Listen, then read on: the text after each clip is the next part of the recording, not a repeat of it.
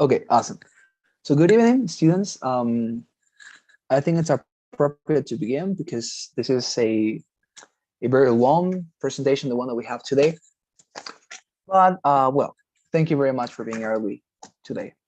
All right, so I'm gonna open up my PowerPoint presentation and also gonna share my screen with you so you can see what we have for today.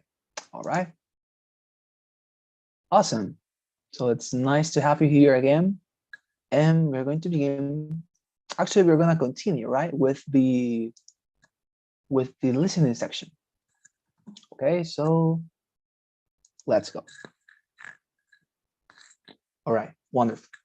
So you remind your students last class we were discussing the different types of question that we could find in the listening section. Okay, um, as you go about listening to what I say, you're gonna find that many of the types of question that are that are present here in this listening section are also very similar to the type of questions that we have already discussed in the reading section.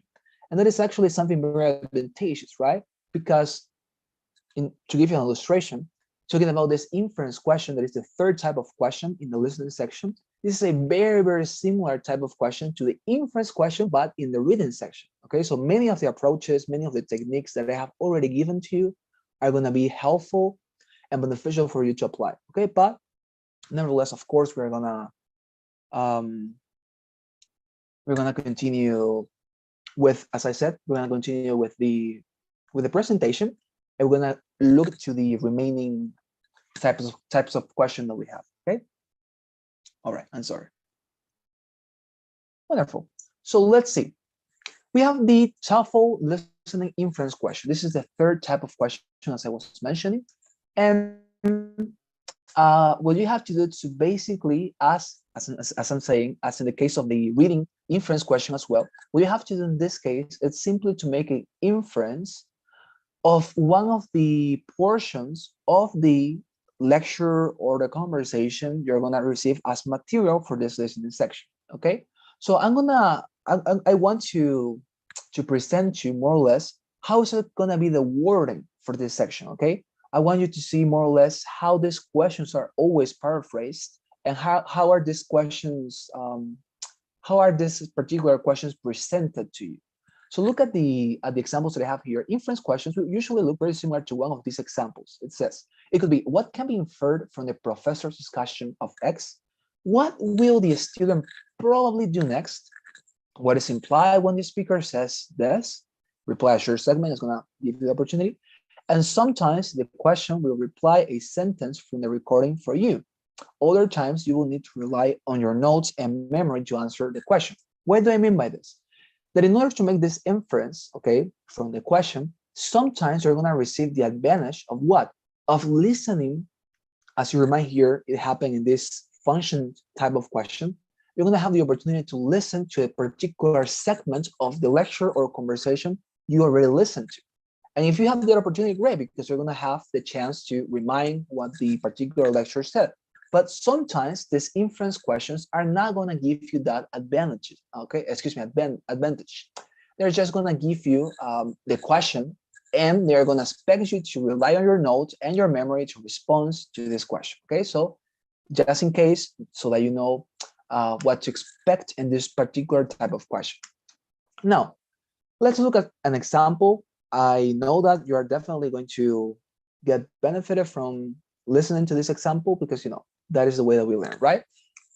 Okay, so grab a piece of paper, prepare your pencil. We're gonna take notes on this particular conversation. We're gonna listen right now. And from this conversation, we are gonna ask a inference question so that you understand it very well. And I'm gonna teach you as well how to approach it, okay? So let's listen to it. So let me stop my sharing. I'm gonna share again so that you can also receive my sound. Okay, share sound. Now, okay, so let's listen to this conversation. Listen to a conversation between a student and an administrator at the university's finance office. Hi there. Can I help you? I really hope you can. I'm worried I'm just really worried I'm going to be in trouble. Oh? Well, don't panic. Just relax. I'm sure we can deal with whatever's going on. What's the issue? Well, I've received two separate statements about my tuition payments in the last week, and they seem to. It looks like they kind of contradict each other. Uh-huh. I've been a student here for 2 years, and I've never gotten any notice like this before. The language seems a little threatening, and I'm afraid that if I don't figure this out, I'll be kicked out of classes or something.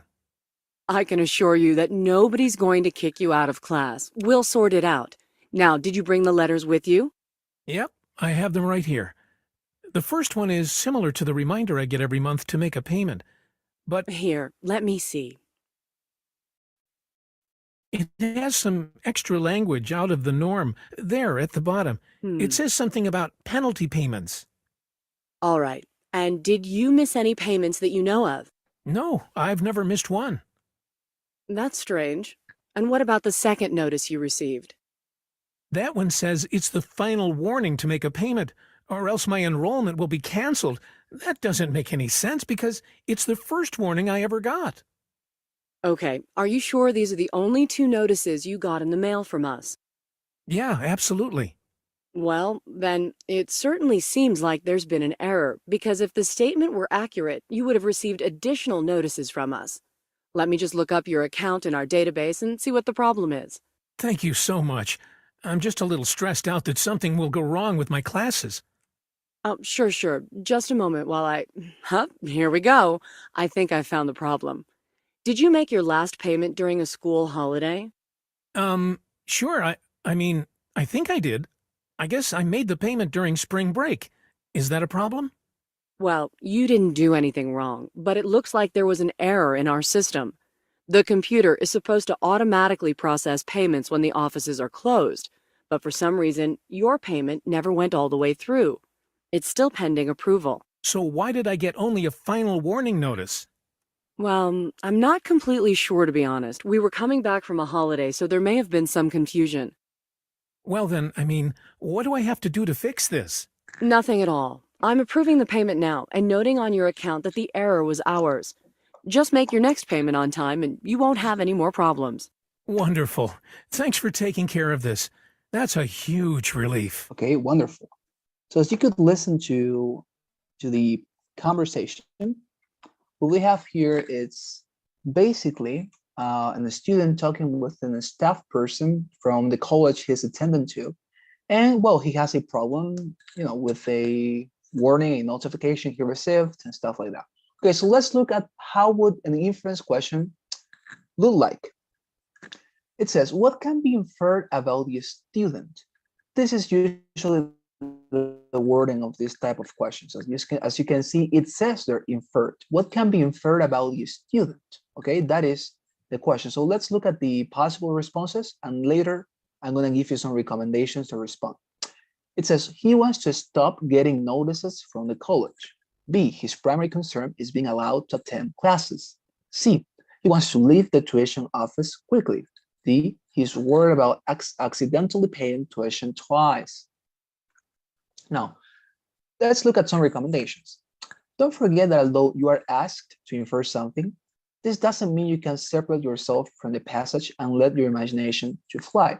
Remind that an inference actually in itself, in the meaning of the word inference, it implies the necessity of making a conclusion that logically follows something. That is to say, when you are inferring, you're not just imagining what could happen, but you are concluding something that logically follow from the information or the material you have received. Okay, so you cannot infer, imagine, whatever, but just what the passage lets you to infer or conclude logically. All right? So let's look at the second recommendation. Even if one option is a logically valid inference, let only the passage and its information to guide you. If you know something about the topic, not even that should be a parameter for you to infer. Okay, in this case, we listen to a conversation, but imagine what would happen if we would have received a lecture. Maybe, for example, the lecture would have been about history. And imagine that you are a specialist in history. But even if you know something about history or something about the passage or the lecture you received, You should not use your own knowledge as part of the criteria to respond to the question, okay? Never, just let the passage and the material you received to guide you, okay? No more than that. That is gonna be all the criteria you have.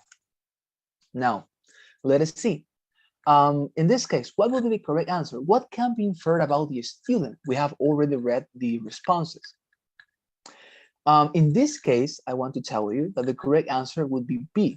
His primary concern is being allowed to attend classes. I'm going to tell you why, and later I'm going to tell you why the other responses are wrong. In this case, the answer B would be correct because it says his primary concern is being allowed to attend classes. If you pay attention to the conversation, you remind that there is a part when the student says this: I'm afraid to get kicked out of classes. I'm afraid to get kicked out of classes. When he says this to the person that is attending him, to this staff person, he's expressing that his main worry is exactly to not to be able to attend his classes. That is his concern. And how do you know that is his primary or his main concern? You know it by simply receiving that information that he says to him, well, I'm afraid to get kicked out of classes, as the first thing he says to this staff person that is attending him. He says, well, I'm worried because I don't want to get kicked out of classes because I have received this notification from the college and I'm so afraid. I don't want to get kicked out of classes. That is the support. That is the justification we have to infer that his primary concern is being allowed to attend classes.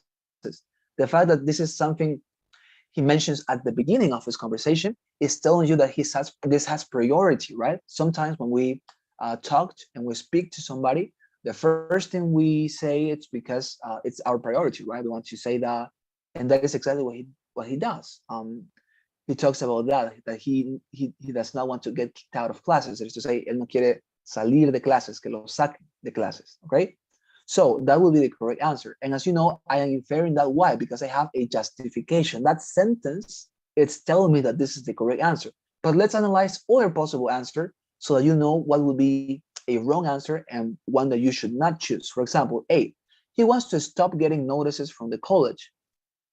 Do you remember, for example, any single portion of the conversation we just listened to in which the student says that he is, for example, annoyed and he is exhausted of receiving these notifications? Do you remind, for example, he's saying something like, oh, I'm so annoyed. I don't really want to receive this anymore. I am not receiving all the mail I'm waiting for just because I'm receiving all these notifications. He never says something like that, right? He never mentions something that we could use or we could have a justification to say that he wants to stop getting notices from the college. No, never. See, for example, he wants to leave the tuition office quickly. He never mentions something like, oh, I'm sorry, I just want to have this done quickly because I have to go to my math exam, for example. He never mentions something like that, right? So as you can see, what you have to look for is a justification, a sentence, a phrase that supports your inference. And as in this case, it's true. We have the sentence, I'm afraid to get kicked out of classes. And because of that, you can infer that his primary concern is being allowed to attend classes, right? That is the way you have to respond to this type of question. So is there any question about this? You maybe want me to respond, to repeat something in Spanish? Or is it clear until this point about this inference question? It's clear. All right, awesome, wonderful. So let's continue then. We have the fourth type of question, that is the TOEFL listening detail question. Okay, so detailed questions are roughly equivalent to the factual questions from the TOEFL reading section. They deal with a specific facts from the listening section, but they're not usually as specific as detailed questions in the reading section, because you don't have the option, of course, of listening to the recording a second time. Okay, you will depend on the information that you wrote in your notes. Now, for this reason, detailed questions in the listening section rarely deal with very specific information like numbers or like names. Okay, so this is important because it's telling you not to write down details very specific or very thorough, as for example, dates. Never write down dates in your notes because they are simply not going to be asked because they are so specific. This type of question, the detailed questions, are going to ask you about details, yes, but are going to be details that you could have grasped. These are going to be things that are evident in the lecture or in the conversation, and that you could have reminded. But dates, names, things of that sort are super complicated. Not even us, when we are listening to something in Spanish, are able to remind, right? Dates, usually dates are something very complicated to remind. The same with names sometimes, or terms very complicated. They're not going to be asking you about that. But as you could read here, instead they focus on those facts that you would recognize as important as you listen to the recording. Detailed questions are usually in harmony with the main idea of the recording. Before you mark a final answer, revisit the main idea of the recording and make sure that your answer choice makes sense considering the main idea. All right, so again, we're going to listen to a passage. This is actually a passage that we listened to last class. Nevertheless, we're going to listen to it again because it's very important to listen to everything in order to get the correct response. Oh, no, actually, this is actually a question about the conversation we just listened to. So we're not in the necessity to listen to this again because we just listened, right? So with the notes and with everything we have caught about the conversation we just listened to, let's respond this detailed question. The detailed question for this specific conversation that we just listened to would be something like this. What problem does your student have, right? The student that we have listening right now, what problem does he have? That is the question. As you can see, it is a question about a fact, about something that is stated clearly in the conversation we just listened to. So let's look at the possible answers, okay, before we get some recommendations. It could be, he received another student's tuition statements. He received, B, a notice that his payment was late. He forgot to pay tuition during a holiday week, or he has been barred from attending classes. Okay, those are the possible answers. So let's look at some recommendations first. The only thing you must do here is to remind the passage or consult your notes to find the answer. To respond this question type, you must ask yourself, what does the passage specifically say about this? Once you found the portion, remind that the correct answer will express the same information. Maybe the words will be different, but the content must be equal. This is important. Maybe sometimes the fact or the detail you are asked about is going to be represented in the responses with another words, but that doesn't mean that the answer is not correct, okay? If the words convey the same fact or the same idea that you are being requested to respond, that is okay. But what you have to focus on is that the correct answer responds the question in the sense of conveying exactly the same fact or detail that the passage or the lecture was about, okay? So let's continue. Wrong answers will typically try to confuse you by linking some ideas found in the passage erroneously, okay? That is super common. False answers will also use some correct vocabulary from the passage, but they will not actually respond to the question, or they could even combine textual information with extra made-up information, okay? So let's see this example we have here, and you're going to understand. Oh yes, Deli, you have a question. Yes, this in the exam we just first we will hear the text, and then we have to answer the question. We are not able to see the question first and then listen. Yeah, okay. Thank you very much for the question. It's very good actually. In this type of question, that is to say the detailed question, you are not going to be able to listen again to the lecture, to the conversation, as it is the case in for example, in this type of question, right? The function question, when you listen to the context first and later to a specific sentence or portion, you're not going to have that chance here. You're just going to get the question directly. You're going to look at your screen and the question is going to be there. What problem does the student have? Directly. You're not going to be able to listen again to the conversation, okay? Is it clear? Yes, teacher, thank you. Okay, wonderful, no problem. So, as you can see now, the question here is, what problem does your student have? This is a very factual question. In this case, I'm going to tell you that the correct answer would be also B. He received a a notice that his payment was late. Why is this the correct answer? Because if you remind, okay, if you remind the conversation, the student was complaining because he is receiving some notifications, some warnings that he has not paid, and therefore, given that he has not paid, they are warning him that if he does not cancel his debt until any date that they offer, they are gonna cancel his enrollment to the classes that he has. And that is the problem that the student have. He received a notice that his payment was late. That is to say, that he has not paid, but nevertheless he argues that he has paid, right? He says, but I have paid. This is absurd. I have paid. I actually have never received a notification like this before. He says, right? I have paid. And he says, look at your database, please. And actually the staff person later goes to search on her database, and she finds that actually and indeed the student did pay, but the database did not register that payment, right? So that is the correct answer, that he received a notice that his payment was late. That is to say that he had not canceled. Don't understand this late. I was having classes a moment ago with another group, and one student understood that this answer meant something like, for example, that he paid, but he paid out of the deadline. That is to say that he indeed paid, but nevertheless they were telling him that he would be suspended from classes because he paid late. No, that is not what this sentence is meaning, or what they meant by the term late. When they say that he received a notice that his payment was late, they mean that he has waited for a long time in order to pay, and he has not paid, as it is the problem of this student, that he receives a warning saying, given that you have not paid, we are warning you, if you don't pay, because he has not paid, right? If you don't pay, we're gonna suspend you and you're gonna get canceled from your classes. That is what this sentence means, okay? So now, let's look at another answer, wrong answer, so that you know more or less what is the difference between this correct answer and a wrong one.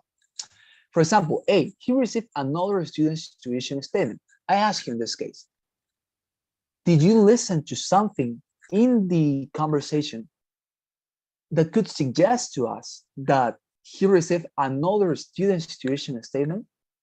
In the entire passage or in the entire conversation, there is no a single time when he says or something like, oh, well, I have a problem because here in my receipt, it says, imagine that our student, it's named Jonathan. And he says, I received this receipt from Carlos, and I'm not Carlos, and I have no reason to pay this tuition. He never says something like that. Never he's mentioned, never it's mentioning him something about another student. No, this is definitely not a correct answer, because if you remember, they are presenting you with wrong information, something that they have completely made up. This is not in the conversation. Now, C, for example, it's also a wrong answer. Why? Because it says that he forgot to pay tuition during a holiday week. But if you pay attention to the conversation, it's actually contrary. It's the other way around, because it says that he paid during a holiday week. And given that he paid during a holiday week, he had the problem, because given that he paid during a holiday week when nobody works, the system didn't receive his payment, although he had paid on that holiday. That is what the conversation says. It doesn't say that he didn't pay. It actually says that he did pay on a holiday, right? So this is actually a wrong answer, because although these situations are part of the conversation, they are misrepresenting the information they're told to us in the conversation, because this is not true. They are making wrong connections here, okay? And it's the same with me. He has been barred from attending classes. He never says something like, oh, I'm not able to attend to my classes now. He actually says that he is afraid that he probably could be get out of classes. But nevertheless, he has not said something like, oh no, and now because of this problem, my math professor told me you have to get out of my class because you have not paid. He doesn't say something like that, right? He has not been barred from attending classes until that point. He is afraid to be barred from attending classes. Okay, so all of these answers that I have just evaluated right now are wrong answers, because they confuse the information, they misrepresent it, they make wrong connections. But the only one that expresses the fact clearly, with maybe with other words, if you notice the answer B, it says he receives a notice, and in the conversation we listen to, it doesn't say notice, but it says notifications or statements. But it doesn't matter, because in this case, as I say, notice represents exactly the same, right? It represents a notification. Even if the words are different, it doesn't matter. If it conveys, it expresses the same idea, it's fine. All right. Is there any question about this, or is it clear how to approach this question? Any question? I received. Maybe you want me to repeat something, or is it clear? Okay, it's clear then. Okay, let's continue to the fifth one. TOEFL listening attitude question. Okay, so let's see. Attitude questions, like function questions, often deal with information that's given not just by what the speaker says, but also by how they say it. They will ask you about the speaker's attitude. That is, what information the speaker's intonation and word choice give you about the speaker's feeling and relationship toward the subject she or he is discussing. Attitude questions may also ask you about the feelings, that are directly stated or strongly implied, as in the following example. So, in this case, we're going to listen to an example here, and I want you to pay attention as well and to take notes. And later, we're going to review the possible answers, and of course, we're going to see some recommendations of how to approach that specific type of question. Nevertheless, this is a lecture that we have already listened to last class, but we're going to repeat it because I want you to pay attention, because this question requires you to pay attention not only to what it is said, not only to information, pay attention to the wording the professor uses, pay attention to her intonation, pay attention to all those details, because that is going to be helpful for you to respond to this question correctly. Okay, so let's listen to it. How many of you have heard of Alessandro di Mariano Giovanni Filippi? No? Nobody? Well, let me put it this way. How many of you are familiar with the work of an artist called Sandro Botticelli, or even just Botticelli? Yeah, that's what I thought. It's definitely an easier name to remember. But a lot of you might also be surprised to learn that this artist, who we know so well, really fell out of favor from shortly after the Renaissance until the late 19th century. That's right, it's really only within the past 150 years that Botticelli's work has returned to popularity. And yet within that time, his name, well, his alias, has become synonymous with a kind of grace and beauty that characterizes the best of Renaissance painting. Patronized by the famous Medici family, Botticelli was celebrated during his lifetime for using these qualities of grace and beauty in his artwork. And while his earliest paintings often used religious subject matter, well, we've seen this throughout the course, haven't we, how common this was? These aren't the works that are most celebrated today. In fact, let me ask you, what are the paintings that you most associate with Botticelli? If you're thinking The Birth of Venus, you're definitely not alone. The Birth of Venus is definitely one of Botticelli's better-known works. His masterpiece, Primavera, was painted 3 years earlier. That's another one that you might know. And it was done in the same vein as The Birth of Venus. Primavera means spring in Italian, and here's a slide of the painting up on the board. These are works that didn't rely entirely on the iconography of the Catholic Church. While we do see some holdovers from Botticelli's earlier works, the main subjects of these paintings go back to traditions of gods and goddesses.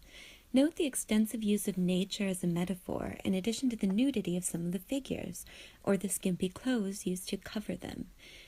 Actually, Botticelli was extremely religious and would end up painting work for churches and cathedrals, using Catholic iconography for the rest of his life.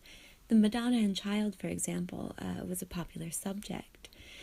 Because of the popularity of his work, it's kind of strange that he fell out of favor.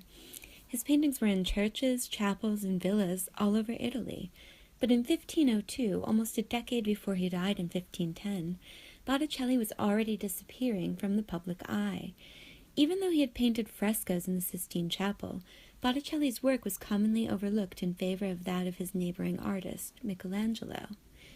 It took almost 3 centuries before an English collector, William Young Otley, bought a Botticelli in Italy and brought it back to England in 1799. Even then, the painting wasn't exhibited in public for almost another 60 years, when its next owner, William Fuller Maitland, lent it to an Art Treasures exhibition in 1856. There, more than 1 million viewers saw it, and art historians began to take note. Some of these historians had already taken an interest in Botticelli's Sistine Chapel frescoes, and his reputation again began to blossom. By the end of the century, Botticelli's works had been extensively admired. The pre-Raphaelite Brotherhood found inspiration in them. The first monograph, or book of paintings, by the artist was published in 1893. Botticelli had the last laugh. In the first 20 years of the 20th century, more books were written about his art than about the art of any other painter, dead or alive. It just goes to show you, the art world is ruled by trends. Just because a particular artist isn't popular at a given moment, it doesn't mean that there's no value in his or her work, or that it won't be popular once more, even if it does take 3 centuries. Awesome. Okay, so we have listened to it, and now let's see the question.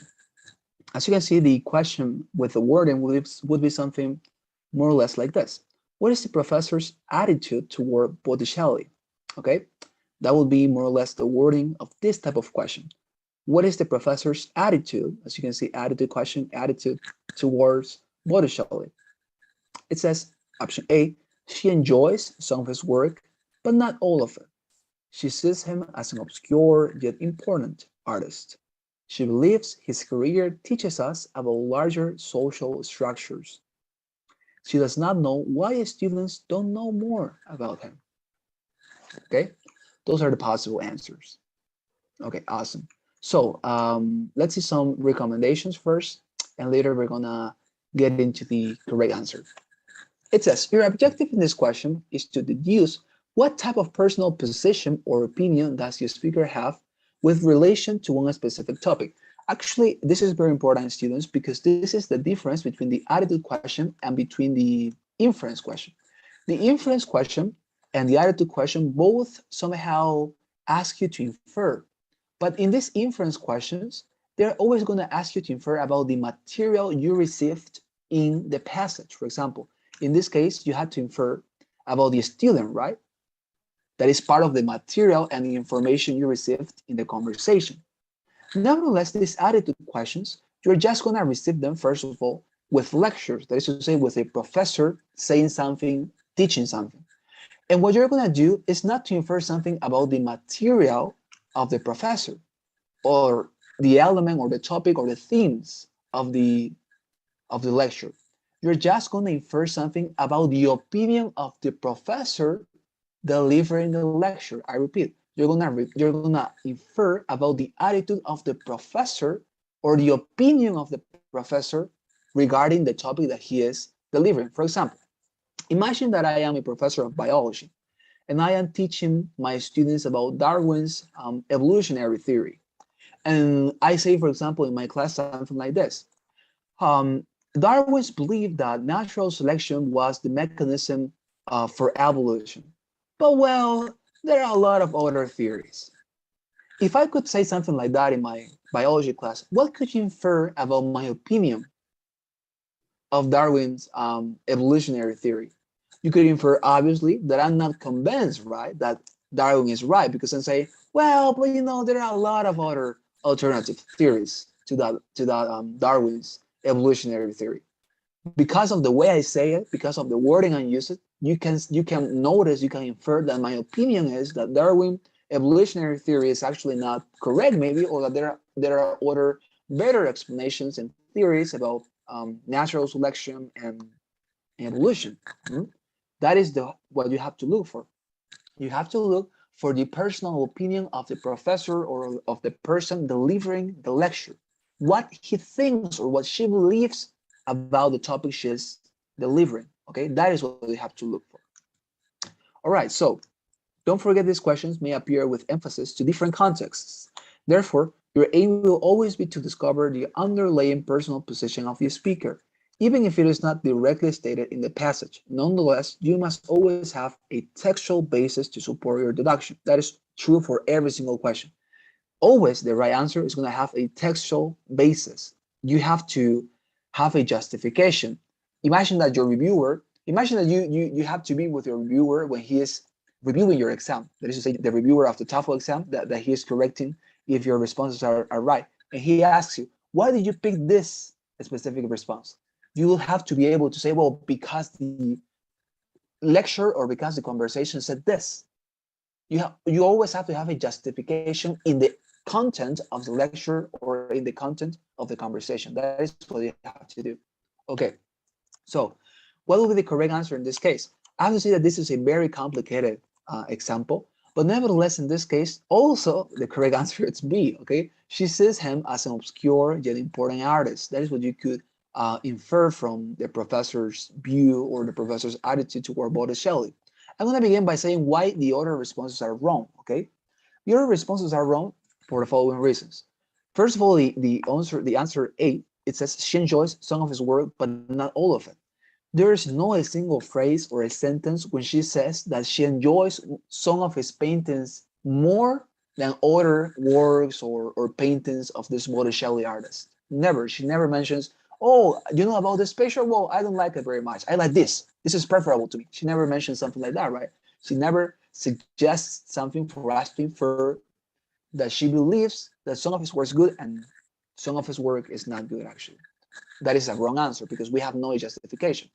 B, is that she sees him as an obscure yet important artist. Here, obscure means simply the fact that, you know, for some people, religious matters and to use metaphors, to use this type of symbolism that is always present in religion, it's something obscure. That is what they meant by obscure. And if you remind, she mentions that in some of his paintings, she finds that Botticelli used metaphors, that he used some illustrations that represent God's relation with human, right?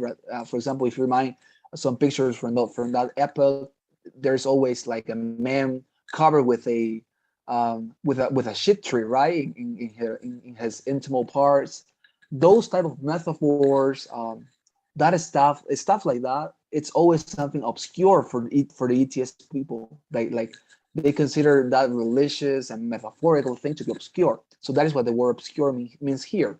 So she says him as an obscure yet important artist. That is true, because she says that actually at the end of her lecture, she says that Botticelli is actually right now the painter or the artist that people talked about the most, even more than other of his colleagues or every other artist. Okay, this is the correct answer because you have that justification. She talks about how he painted about metaphors and religious stuff, and that is what they meant here by obscure. Okay, now C is also wrong because she believes his career teaches us about larger social structures. Social structures are never mentioned here. Like, for example, have you ever heard about the Marxist, the Marxist model of society? The Marxists always postulate the war as having two types of class, right? The labor class and the novels, the people who have a lot of money, and that is social structuring, stuff like that. Never mentioned here. She never mentions that Botticelli was somebody of a politician or somebody who was a advocate of a specific structure, nothing like that. This is not a correct answer. D, she does not know why students don't know more about him. This is not even mentioned as well. At the beginning, she says, do you know this person? But she does not imply that they don't know Botticelli. She's just trying to say that they don't know the complete name of Botticelli, right? It's like, for example, if I could ask you, do you know Picasso? You would say, yes, for sure, I know Picasso. But if I tell you the entire name of Picasso, and I omit the last name Picasso, you're not going to recognize him, right? That is what she is doing at the beginning of her class. It's not that she does not know why students don't know more about him. This is not a correct answer. So in this case, the correct answer would be because we have a justification to infer that this is her opinion about Botticelli's art, because she mentions that he uses a lot of metaphors. She says also that he's a very important painter, even that he has somehow reborn from an epoch of time in which he was not very much recognized by people, but now he's the most recognized and important and famous artist. This is the correct answer. Is there any question about this? Any question? No, teacher. Okay, wonderful.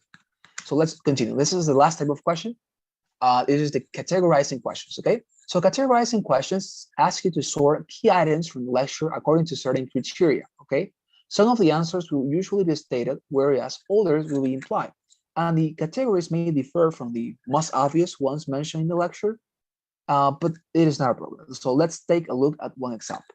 Okay, so we're gonna listen to a lecture, and later we're gonna respond to this type of question. Okay, so let me prepare it for you. It is in 5:20. It is more or less here. Okay. In a world history so class. let's listen. Please take your notes on this lecture, and we're gonna discuss the correct response later. Okay, so let's go. In any introductory course, I think it's always a good idea to step back and ask ourselves, what are we studying in this class, and why are we studying it? So, for example, when you looked at the title of this course in the catalog, Introduction to World History, what did you think you were getting into? What made you sign up for it? Besides filling the social science requirement. Anyone? Well, just the history of everything, like starting at the beginning with, I guess, the Greeks and Romans, the Middle Ages, the Renaissance, that kind of stuff. Like what we did in high school. Okay, now what you're describing is one approach to world history. In fact, there are several approaches, basic models or conceptual frameworks of what we study when we do history. And what you studied in high school, what I call the Western Heritage Model, this used to be the most common approach in U.S. high schools and colleges. In fact, it's the model I learned with when I was growing up back, about 100 years ago. At Middletown High School up in Maine. I guess it made sense to my teachers back then, since, well, the history of Western Europe was the cultural heritage of everyone in my class. And this remained the dominant approach in most U.S. schools till, maybe 30, 40 years ago. But it doesn't take more than a quick look around campus, even just this classroom today, to see that the student body in the U.S. is much more diverse than my little class in Middletown High.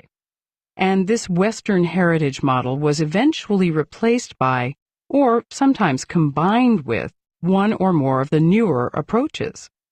And I want to take a minute to describe these to you today, so you can see where this course fits in. Okay, so up until the mid-20th century, the basic purpose of most world history courses was to learn about a set of values, institutions, ideas, which were considered the heritage of the people of Europe. Things like democracy, legal systems, types of social organization, artistic achievements. Now, as I said, this model gives us a rather limited view of history. So in the 1960s and 70s, it was combined with or replaced by what I call the different cultures model. The 60s were a period in which people were demanding more relevance in the curriculum, and there was criticism of the European focus that you were likely to find in all the academic disciplines. For the most part, the different cultures model didn't challenge the basic assumptions of the Western Heritage Model. What it did was insist on representing other civilizations and cultural categories in addition to those of Western Europe. In other words, the heritage of all people, not just what goes back to the Greeks and Romans, but also the origins of African, Asian, Native American civilizations. Though more inclusive, it's still basically a heritage model, which brings us to a third approach, what I call the patterns of change model. Like the different cultures model, this model presents a wide cultural perspective. But with this model, we're no longer limited by notions of fixed cultural or geographical boundaries. So then, studying world history is not so much a question of how a particular nation or ethnic group developed, but rather it's a look at common themes, conflicts, trends that cut across modern-day borders of nations or ethnic groups. In my opinion, this is the best way of studying history, to better understand current-day trends and conflicts. For example, let's take the study of the Islamic world. Well, when I first learned about Islamic civilization, it was from the perspective of Europeans. Now, with the patterns of change model, we're looking at the past through a wider lens. So we would be more interested, say, in how interactions with Islamic civilization, the religion, art, literature, affected cultures in Africa, India, Spain, and so on. Or let's take another example.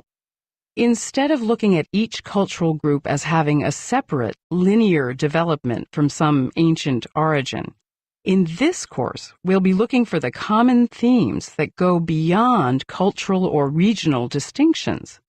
So, instead of studying a particular succession of British kings or a dynasty of Chinese emperors, in this course, we'll be looking at the broader concepts of monarchy, imperialism, and political transformation. Okay, awesome. So that would be the lecture.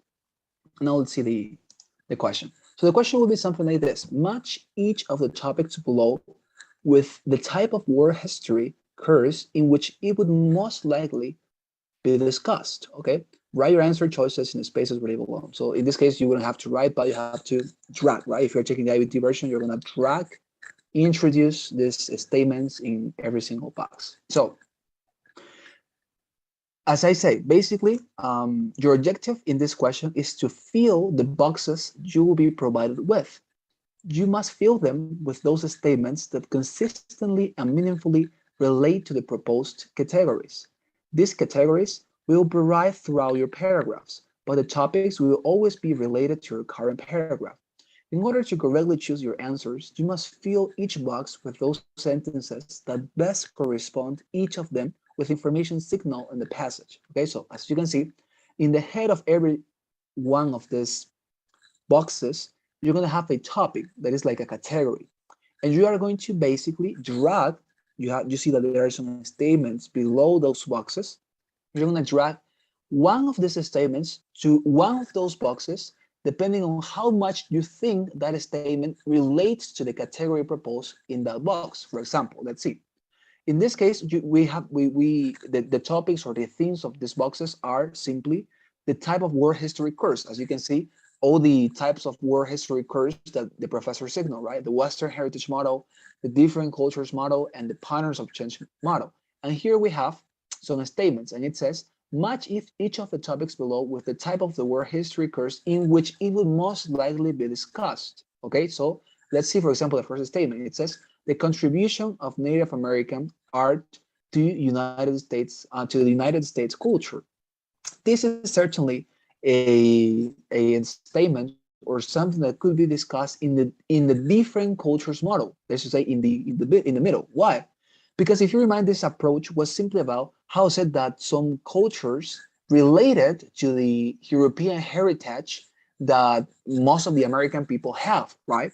So given that it says here that the contributions of the Native American art to the United States culture is the topic or the theme, this is obviously related to that model. That is to say, how is it that this particular culture related to this other one? In this case, the Native Americans to the Americans itself. That is to say, to the United States of America. So you have to drag that answer to the second box, that is to say, to the middle. For example, the B, the independent discovery of printing techniques in Asia and Europe.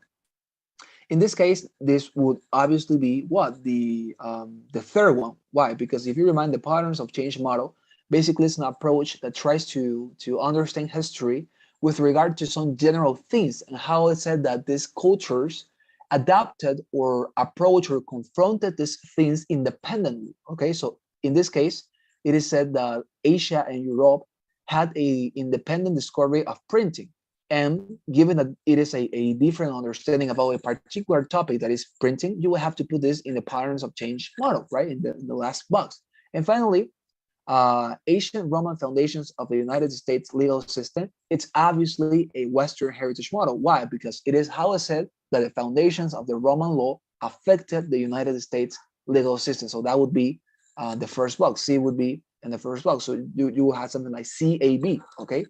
So that is this type of question. You have to respond to this type of question, basically following, as I say, the idea of always filling each box with that statement that associates better with the theme or the category you have in your box. Is that clear?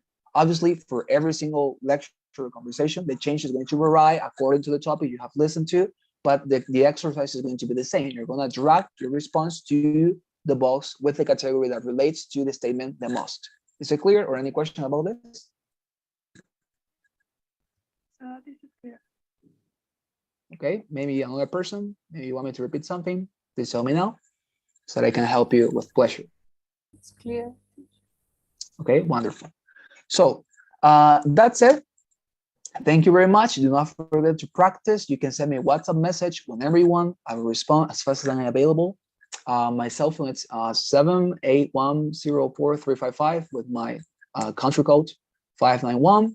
You can send me a WhatsApp message and I'm gonna respond to you very gladly. Okay, so that's the presentation of today. And before we finish, I'm gonna first of all launch the poll, and also going to call assistance. Okay, so please don't go away yet. Okay, so please respond to the poll, and I'm gonna call the assistance. Is it here Alcoba Rivero María Fernanda? No, okay. Caballero López Carlos? No, Caballero López Carlos, no, okay. Callejas Yáñez Marínez Génesis? Here, teacher. Okay, wonderful. Thank you. Guaroto Conicia Carolina? No? Okay. What about Marcilio Yandira Lisette? Present. Okay, wonderful. And what about Morales Ugarte Boni? Boni, are you here? I saw her. Okay, I think that some people just got out, but okay, it's okay. Thank you very much for both of you for staying until the end, and you can send me a message whenever you want, and thank you very much for your assistance. Okay, see you. Good night. Thank you, teacher. Bye. See you. Bye bye.